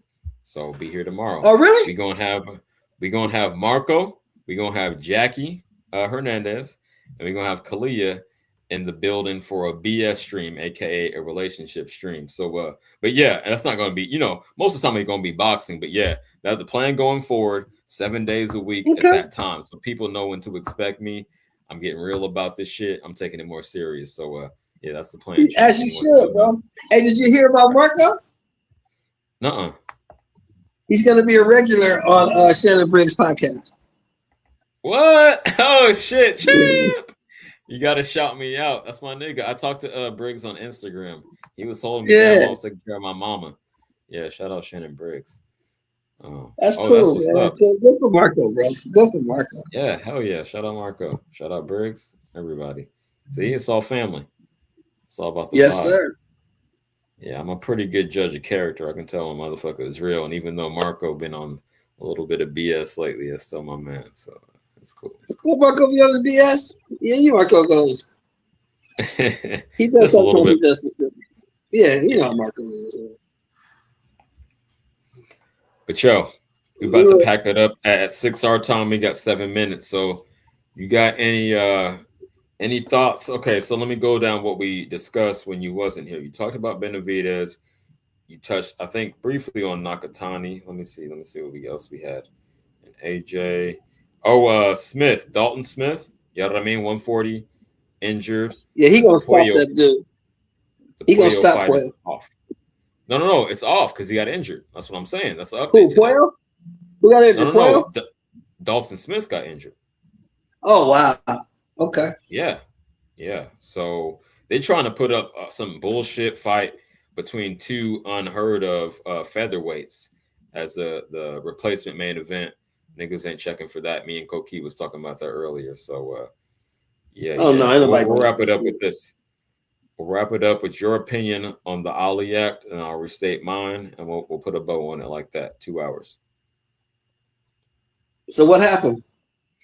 Okay, the Ali Act. Basically, they trying to make it. In my opinion, they're taking everything away from the original intention of the Ali Act, which is exactly what Nico, I forget his full name, but essentially Ali's grandson was saying at the hearing. They're trying to say that the promoter and the manager can be one and the same, that they don't have to disclose the financial details of the fight to the fighters. Like they could just say make up whatever they want, essentially say, I'm putting too much sauce on it, but hypothetically, the fight made $200 would have made $2 million, right? Obviously, you couldn't get that twisted, but they could do that if they wanted to. I know what you mean. I get the gist. Okay, but the only upside they're offering is saying, "Are you going to get MRIs, X-rays, EKGs? We're going to look out for the fighter's health to make it the illusion that they're looking out for the fighter's best interest." Meanwhile, they graping them, and don't say the R word. You got to say grape. But that's how I look at the revision to the Ali Act. It passed through the House, but I don't believe it's passed through Senate yet. But go ahead, Chan. Well, it's probably going to pass. I mean, when this first thing came about 6-7 months ago, we talked about it, on the other show. And I told you guys that, it's being spearheaded by Dana White. Dana White's connected with them folks. So when you got connections, you can get things done. So that's probably going to pass. And they need it to pass, so their interests can be, they're doing it for their best interest, not the fighters. They want Zuffa Boxing to take off. And in Zuffa Boxing, if they're going to model it behind the UFC's business model, then the manager and the promoter got to be willing to say. That's what it's all about. So. Oh man, see, I'm of two minds about it because I was always about a league to have a uniform system. I always thought that would reduce. Let me cam up and really spit at this shit. I always thought that would reduce the chance of corruption by having uniform rules. But then you got the other side where it's a monopoly, and if no one is there to challenge us, there's no checks and balances. We could do whatever the fuck we want. So shit, I'm of two minds. Well, see, that's the whole thing, and that's what people that's what I think people misread. See, all Zuffa Boxing really does, if you want to be honest, it gives you a choice. You can go the traditional route with Oscar and Bob and PDC and Tom Brown, all them guys over there, or you can come over here to Zuffa and be in like a UFC type league. It just gives you a choice. There we go. So it can't be bad as long as they have options. Okay. Yeah. Okay. Cool. See, that's the thing. People act like people like Richardson Hitchens and Teofimo and Bud and all these guys. They have to box. No, they don't. They could do something else.